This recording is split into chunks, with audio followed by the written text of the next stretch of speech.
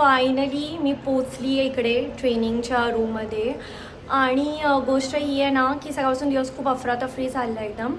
सकाळी 2-3 मी missed call बघितले झोपेमध्ये आणि तेव्हापासून मी टेन्शनमध्ये आली की हे मिस्ड कॉल का आहेत. पहिले मला वाटलं की OCC वगैरे कॉल करत असेल की मला डेड हेडिंगच्या ऐवजी मला फ्लाईट ऑपरेट करायची same flight Mumbai to Hyderabad.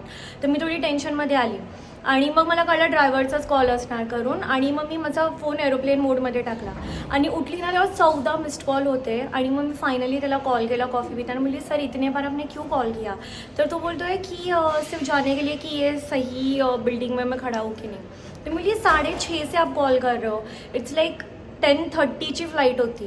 तो मुझे एटलीस्ट जो मेरा रिपोर्टिंग टाइम जो पिकअप टाइम है 8:15 तभी भी आप कॉल करते तो ठीक था. आप 6:30 से कॉल करो, इंसान सोता ही है. बोल तो नहीं मैडम कभी कभी कोई और गलत जगह पे पहुंच जाते हैं. फिर वो बोलता है कि गलत जगह पे आप आ गए ऐसे से.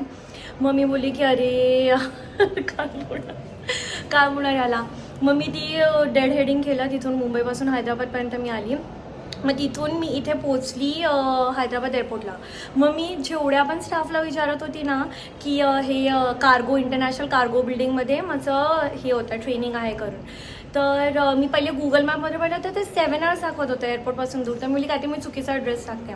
मग मी जेवढे पण ग्राउंड स्टाफला भेटून विचारलं की सर ये कैसे जाना है, ये मेरे को मेरा ट्रेनिंग है आज, तो कहाँ पे ये बिल्डिंग, पिकअप कहाँ से मिलेगा, पिकअप कौन देगा, होटल की इंडिगो की कौन. मग कोणालाच माहीत नाही. सगळ्या वेगवेगळ्या गोष्टी सांगते. मग शेवटी मी चालत बेसमध्ये गेली. हैदराबादचं जे बेस ऑफिस आहे. मग तिथे मी विचारलं की काय करायचं. मग ते बोलले तुम्ही हेल्प डेस्कवर जाऊन विचारा ट्रॅव्हल हेल्प डेस्कवर. मग तिथे जाऊन विचारलं.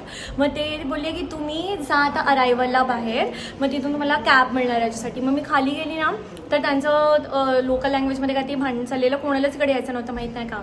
मग तिथे 15-20 मिनटं मी थांबली. मग फायनली मला एक कॅब जी कुठे चाललेली टेक्सिटी का कुठेतरी हैदराबादमध्ये एका क्रूला ड्रॉप करायला.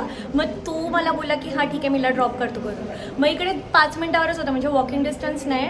कारने 5 मिनटावर होतं. चालू मला तर 15-20 मिनटं लागले असते. आणि मग त्याने मला ड्रॉप केला. आणि कॅबमध्ये पण मला इथली मुलगी भेटली. ती मुंबईची होती, अहमदनगरची होती ती मुलगी. आणि ती इंजिनिअरिंग करते आहे आता. आणि आता तिचं 1.5 वर्षच राहिलं. तर मी बोलली तू कसं मॅनेज करते अभ्यास आणि एवढं जास्त फ्लाईंग. तर लोक किती मेहनती असतात आणि किती त्यांच्यात ते असतं जोश की काहीतरी करायचं आहे लाईफमध्ये. ते तिला भेटून काढलं. मग मराठीत चिटचाट केलं. मग इकडे मी आली. आणि आता मला युनिफॉर्म घालायचा आहे या ट्रेनिंगसाठी. म्हणजे कंपल्सरीली युनिफॉर्म घालायचा असतो. पण मी बनचं काय सामान नाही आणलं आहे. बन बांधायचं बाकी मी सगळं घेऊन आली आहे. तर मी एका क्रू जे आहे इकडे हैदराबादची लोकल क्रू, ती पण कोणत्याही ट्रेनिंगने आली आहे. तिला मी विचारलं तुझ्याकडे असेल तर मला दे, झाल्यावर ट्रेनिंग तुला रिटर्न करेन. तर आता असं सगळं चाललं आहे. मी बसून बघितलं, मी ते बिझनेस प्रपोजल बघते नेटफ्लिक्सवर. आणि तेच माहिती एकदम मस्त व्ह्यू आहे पाठी, तुम्हाला दिसत असेल झाडावर एकदम दूर. हैदराबाद एअरपोर्ट खूप छान आहे. उद्या मी तुम्हाला डिपार्चर्सला दाखवून. खूप सारे शॉप्स आहेत खायचे तर एवढे सारे ऑप्शन्स आहेत ना इकडे. आणि आता मी सध्या इंटरनॅशनल कार्गो बिल्डिंगमध्ये आहे. तिकडे खूप सारे ऑफिसेस आहेत, खूप एअरलाईन्सचे ऑफिसेस आहेत. आणि तेच मग आता इकडे माझी ट्रेनिंग होणार.